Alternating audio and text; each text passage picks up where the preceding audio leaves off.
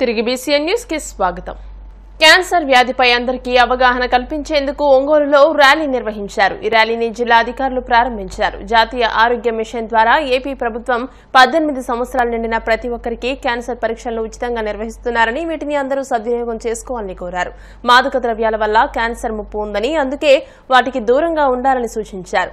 ముందస్తు పరీక్షల ద్వారా క్యాన్సర్ నుంచి రక్షణ పొందవచ్చని అన్నారు. ఈ రోజు క్యాన్సర్ అవేర్నెస్ డే సందర్భంగా మన ప్రకాశం డిస్ట్రిక్ట్లో ASHA workers and nursing students ద్వారా ర్యాలీ స్టార్ట్ చేయడం జరుగుతున్నది. ఎన్సిడి నాన్ కమ్యూనికబుల్ డిసీజ్ 3.0 దాంట్లో భాగంగా ఇప్పుడు ప్రతి ఇంటికి ఆశా ఏఎన్ఎంస్ దెన్ సిహెచ్ఓస్ వెళ్ళి క్యాన్సర్ స్క్రీనింగ్ చేయడం స్టార్ట్ అవుతుంది. క్యాన్సర్లో మన డిస్ట్రిక్ట్లో చూస్తే 3 types of cancer: breast cancer, cervical cancer, oral cancers. దాంట్లో ఇప్పటిదాకా అరౌండ్ 1794 కేసెస్ మనకు వచ్చి ఉన్నాయి. సో ఈ 3 టైప్ ఆఫ్ క్యాన్సర్స్ కూడా preventable cancers. So early detection చేసి ఎవరికైతే సిమ్టమ్స్ ఉందో వారిని మెడికల్ ఆఫీసర్స్కి రెఫర్ చేయడం జరుగుతున్నది. మెడికల్ ఆఫీసర్స్ వారిని కన్ఫర్మ్ చేస్తే then they will send it to the medical కాలేజ్లో ఉన్న ప్రివెంటివ్ ఆంకాలజీ యూనిట్ ఉన్నారు. సో ఎక్స్పర్ట్స్ అక్కడ ఉన్నారు. సో వారు చూసి వారికి ట్రీట్మెంట్ చేయడానికి చర్యలు తీసుకోవడం జరుగుతుంది.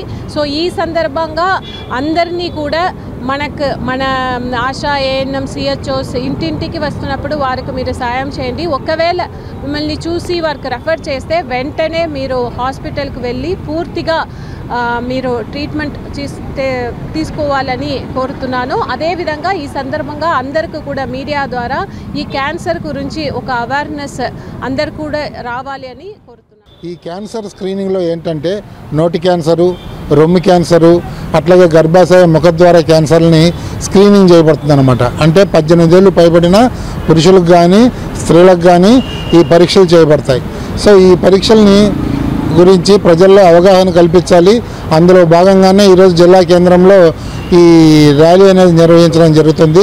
సో ప్రజలకు క్యాన్సర్ పట్ల అవగాహన కల్పించి వాళ్ళందరూ వైద్య ఆరోగ్య శాఖకు సహకరించి వాళ్ళందరూ పరీక్షలు చేయించుకొని ఎవరైనా అనుమానితులుగా ఆ పరీక్షల్లో తేలితే వాళ్ళని హయ్యర్ ఇన్స్టిట్యూషన్స్కి ఫర్దర్ ఇన్వెస్టిగేషన్స్ కోసం పంపించడం జరుగుతుంది. సో ఈ కార్యక్రమంలో ఎన్నో లక్షల మందిని 18 ఏళ్ళ పైబడిన వాళ్ళు చాలా మంది ఉంటారు. దాదాపు 17-18 లక్షల మంది ఉంటారు మన ప్రకాశం జిల్లాలో. వీళ్ళందరినీ స్క్రీనింగ్ చేసి గుర్తించవలసి వస్తుంది. దానికి సంబంధించిన పరికరాలు అన్నీ కూడా మేము సమకూర్చుకొని ఈ కార్యక్రమాన్ని రాష్ట్ర ప్రభుత్వం ఎప్పుడు ఆదేశిస్తే అప్పటి నుంచి ఆచరణ చేయడానికి మేము టీటీడీ ధర్మకర్తల మండలి సభ్యులుగా 3 ప్రమాణ స్వీకారం చేశారు. వీరిలో భానుప్రకాష్ రెడ్డి, మునికోటేశ్వరరావు, ఎల్లా సుచిత్రలు ఉన్నారు. శ్రీవారి ఆలయంలోని స్వామివారి సన్నిధిలో TTD additional EO CH Venkaiah Chowdary వీరి చేత ప్రమాణ స్వీకారం చేయించారు. స్వామివారి దర్శనానంతరం రంగనాయకుల మండపంలో వేద పండితులు ఆశీర్వచనం చేశారు. అనంతరం శ్రీవారి తీర్థప్రసాదాలు చిత్రపటాన్ని అడిషనల్ ఈవో అందజేశారు. కలియుగ ప్రత్యక్ష దైవం వెంకటేశ్వర స్వామి సేవలో ఆ భగవంతుడు నాకు రెండోసారి ఆయన సేవ చేసుకునే అవకాశం మా పార్టీ బీజేపీ మరియు ఎన్డీఏ కూటమి టీడీపీ, జనసేన, చంద్రబాబు నాయుడు గారు, లోకేష్ బాబు గారు, పవన్ కళ్యాణ్ గారు, మా రాష్ట్ర అధ్యక్షురాలు పురంధేశ్వరి గారు, అలాగే నా మాతృ సంస్థ రాష్ట్రీయ స్వయం సేవక్ ఆశించినటువంటి హిందూ ధర్మ పరిరక్షణ కోసం ఖచ్చితంగా నేను కృషి చేస్తానని చెప్పి నన్ను ప్రోత్సహిస్తూ నన్ను ముందుకు తీసుకుపోతున్నటువంటి మా కేంద్ర పెద్దలు కిషన్ రెడ్డి గారు, శ్రీనివాస్ వర్మ గారు, సత్యకుమార్ గారు, డాక్టర్ లక్ష్మణ్ గారు, పెద్దలందరూ నన్ను వెనువెంటుండి నన్ను హిందూ ధర్మంలో ఏది కార్యక్రమం చేయాలో నిత్యం నాకు సలహాలు సూచనలు ఇచ్చి నన్ను ముందుకు తీసుకుని పోతున్నారు. ముఖ్యంగా గత 5 సంవత్సరాలు 2019 నుంచి 2024 వరకు తిరుమలలో అనేక ఉల్లంఘనలు జరిగాయి. ఈ ధార్మిక క్షేత్రాన్ని ధనార్జన క్షేత్రంగా చేశారు.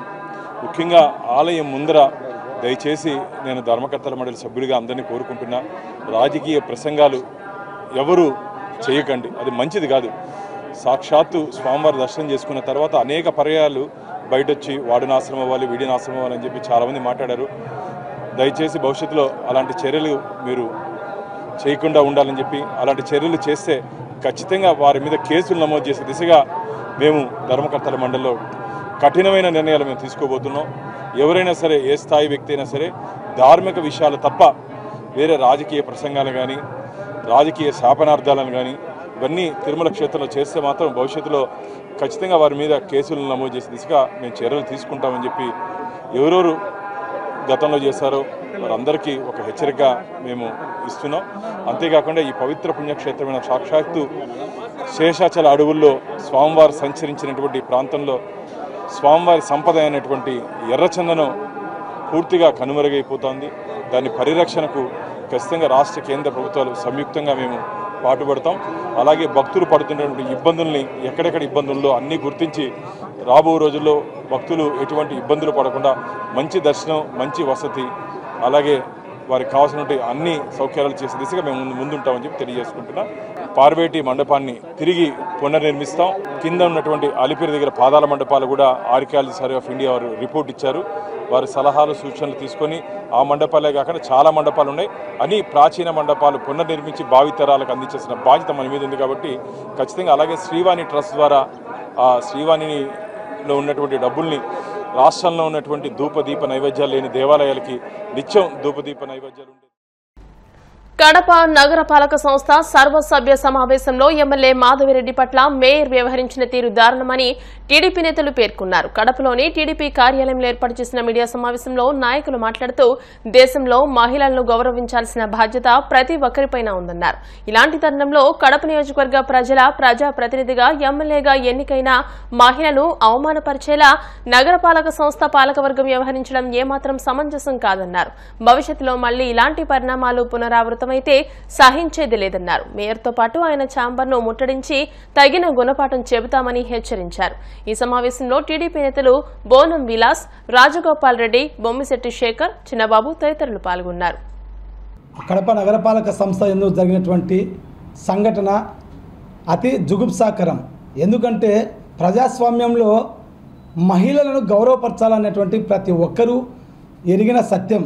అయితే ప్రజల చేత ఎన్నుకోబడినటువంటి ప్రప్రథమ మహిళ అయినటువంటి ఎమ్మెల్యే గారికే అవమానకరమైన స్థితిని కడప నగరపాలక సంస్థకు సంబంధించిన పాలకవర్గం చేయటము ఏమాత్రము అసమంజసం. ఎందుకంటే వారికి తెలిసి చేస్తున్నారో తెలియక చేస్తున్నారో ఈరోజు చేసినటువంటి విషయంలో వాళ్ళు ఖచ్చితంగా దానికి సంబంధించిన మూల్యం చెల్లించుకోవాల్సిన పరిస్థితి ఏర్పడింది. ఎందుకంటే అందరికీ తెలిసిన విషయమే, గడిచిన 10 సంవత్సరాల కాలము ఆ యొక్క నగరపాలక సంస్థలో జరిగేటువంటి సర్వసభ్య సమావేశంలో ప్రతి సర్వసభ్య సమావేశానికి సంబంధించి మేయర్ పక్కలో ఎక్స్ అఫీషియో సభ్యులకు యథావిధిగా 2 చైర్లు వేసేవారు. ఆ చైర్లలో ఒక కమలాపురం ఎమ్మెల్యే రవీంద్రనాథ్ గారు, కడప ఎమ్మెల్యే అమ్జద్ బాషా గారు యథావిధిగా వారిని గౌరవిస్తూ కూర్చునేవారు. మరి ఆ స్థితిలో ఉన్నటువంటి కడప ఎమ్మెల్యే మాధవిరెడ్డి గారు అయితేనేమి, కమలాపురం ఎమ్మెల్యే పుత్త చైతన్య రెడ్డి గారు అయితేనేమి, వారి ఇరువురికి ఆ యొక్క స్థానాలలో కూర్చోబెట్టే అవకాశం లేనివ్వకుండా గత 2 రోజుల కిందటే ప్రీ ప్లాన్గా ఆ యొక్క వైకాపా పాలకవర్గము ఎస్పీ గారిని ఆశ్రయించి దుర్మార్గంగా ఒక మహిళను అవమానపరచడం సిగ్గుచేటు.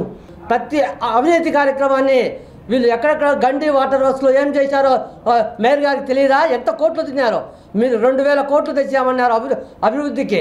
మీరు ఎన్ని కోట్లు ఇంట్లో వేసుకున్నారో, అప్సా సర్కిల్లో ఏం జరిగిందో అన్నీ తెస్తారు బయటికి. మీ బతుకులన్నీ బయటికి తీసుకొస్తాం. మీరు చేసే ఈ 10 సంవత్సరాల నుంచి అంత అవినీతిని బయటికి కక్కించి మిమ్మల్ని చట్టపరంగా మిమ్మల్ని చర్యలు తీసుకునేదానికి ఎమ్మెల్యే మాధవక్క గారు ప్రయత్నిస్తారు. ఇన్ని రోజుల్లో కడపకి ఎప్పుడు కూడా ప్రతి సంవత్సరం కూడా వాటర్ ప్రాబ్లం ఉంది. ఒక టీఎంసీ నీరుని కూడా మీరు మీ గవర్నమెంట్లో స్టోరేజ్ చేయలేకపోయారు. ఎందుకు చేయలేకపోయారు? ప్రజా సమస్యలు మీకు పట్టవు కనుక. ఎంతసేపు ఉన్నా పైన మీ నాయకుడు దాచుకోవడం దోచుకోవడం, కింద మీరు దాచుకోవడం దోచుకోవడం, మీ ఎంపీగా దాచుకోవడం దోచుకోవడం, మీకు ఈ పని తప్ప ప్రజా సమస్యలు పట్టవు. కాంట్రాక్టర్లో దోపిడీ, ఎవరైనా వ్యాపారం పెట్టుకునే దోపిడీ, ఈ చిన్న ఎగ్జిబిషన్ పెట్టినా కూడా మీకు కార్పొరేటర్లు లంచాలు ఇవ్వాలి, నీకు మామూలు ఇవ్వాలి. ఈ విధంగా మీ పరిపాలన చేసి మిమ్మల్ని 11 దిగజారిపోయారు. 11 దిగజారిపోయినా కూడా ఇప్పటికి కూడా మీకు పరివర్తన రావడం లేదు. 10 నెలలు ఉంటే మీరు కార్పొరేషన్ నుంచి వెళ్ళిపోతారు. వెళ్ళిపోయే ముందు ఇలాంటి చండాల పనులు ఎందుకు చేస్తారని నేను అడుగుతున్నాను. ఒక మహిళను మీరు అంత కించపరచాల్సిన అవసరం ఏమొచ్చింది? ఎవరైనా కూడా మన కడప సంప్రదాయం కానీ మన రాయలసీమ సంప్రదాయం మహిళలను అంత గౌరవిస్తాం. అలాంటిది ఒక మహిళను మీరు ఎలా ఈ విధంగా అవమానం చేయాలనుకున్నారు? ఎందుకంటే మీ కొడుకు మీ కార్పొరేటర్లు చేసిన పనులు, ఆ పన్నుల్లో అవినీతి, పనులు చేయకుండా కూడా బిల్లులు పెట్టారు మీరు. ఇప్పుడు కార్పొరేషన్ ఆదాయం తక్కువ వచ్చింది, 60 కోట్లు ఉండే ఆదాయం 45 కోట్లకు వచ్చింది. ఆ 15 కోట్ల డెఫిసిట్ని ఎలా భర్తీ చేయాలని మా ఎమ్మెల్యే గారు వాసన్న గారు రాత్రింబగలు ఆలోచిస్తూ ఉన్నారు.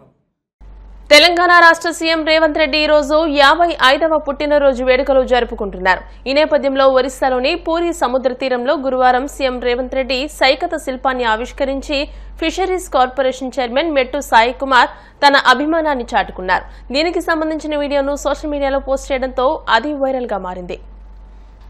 వార్తలు ముగించే ముందు ముఖ్యాంశాలు మరోసారి. గత 5 ఏళ్ల పాలనలో రాష్ట్రం విధ్వంసమైందన్న హోంమంత్రి అనిత, శాంతి భద్రతలకు విఘాతమంటూ మొసలి కన్నీరు కారుస్తున్నారని ఎద్దేవా. వాడపల్లి వెంకటేశ్వర స్వామి ఆలయంలో ప్రత్యేక పూజలు, స్వామిని దర్శించుకుని తరించిపోయిన భక్తజనం. బియ్యం కార్డు ఉన్న ప్రతి ఒక్కరూ ఉచిత గ్యాస్ పథకానికి అర్హులే, ఆధార్తో అనుసంధానం చేయించుకోవాలన్న కాకినాడ చేసి రాహుల్ మీనా.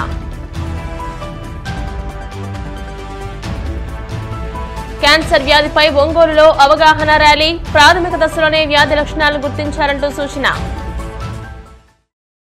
ఈ వార్తలు ఇంతటితో సమాప్తం. మరిన్ని వార్తల కోసం BCN digital YouTube channel, Facebook page ని ఫాలో అవ్వండి. అప్డేటెడ్ వార్తల కోసం ప్లీజ్ సబ్స్క్రైబ్.